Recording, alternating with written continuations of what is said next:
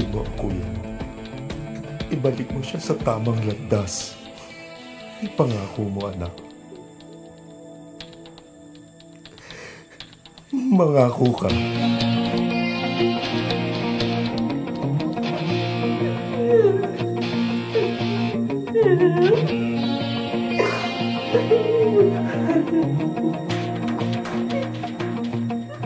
Nagkasakit si Itay nang umalis ka. Nabalitaan niya lahat ng kalokohan ng ginagawa mo sa buhay mo. Kung nakikiusap ako sa'yo, bumalik ka na sa dati. Para kay Itay. Abel, may sarili na akong buhay. Hindi ko na pwedeng gawin yung mga bagay na gusto nyo. Dahil wala na eh. Pasensya na. Kasi may maganda na akong buhay.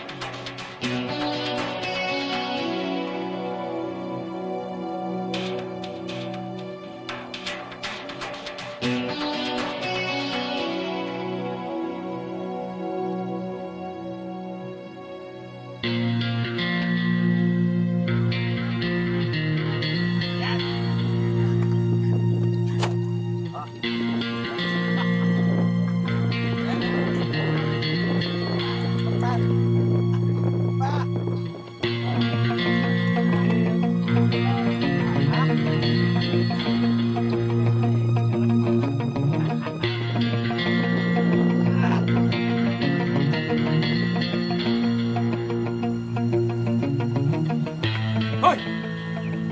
Sino ka? Ano sadya mo dito sa Barrio Paraiso? Ha? Hoy, bakit ka nagsasalita? Wala ka bandila?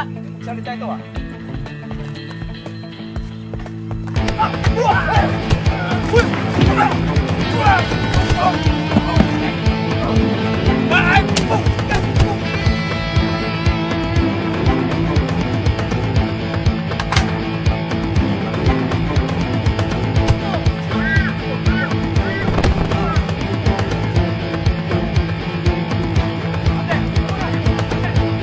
Tatanong ako sa'yo! Makinig ka muna sa akin, ate! Just watch out! Kami na, Gaston!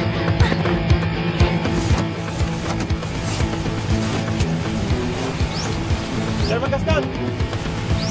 Sherman Gaston! Go ahead. Pinakapasok na tayo sa baril natin! Ano? Naman, may dala ng mama kasi tayo sa akin!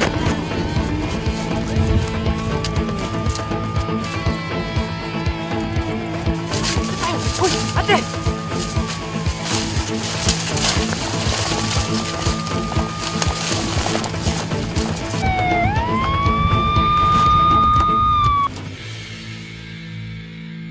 Chairman, bigla na lang dumating ang dayuhan. Wala kaming nakuha ang impormasyon sa kanya.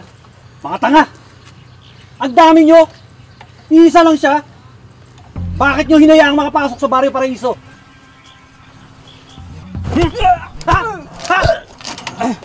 Sisi na po, Chairman.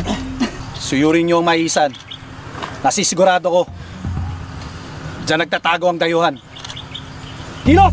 Diba? Bilisan nyo! Diba po?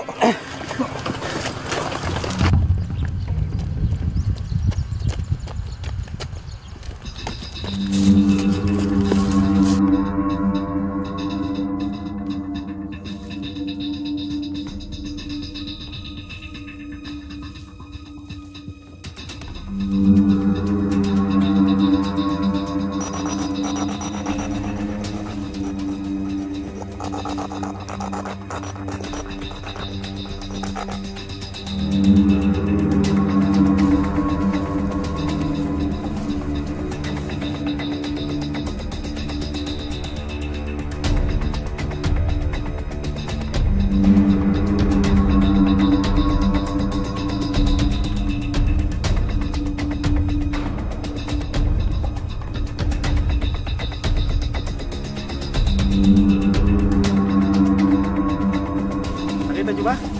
Wala eh. Talagang matinig yung dayuhan na yan. Hanapin natin, dito lang yan.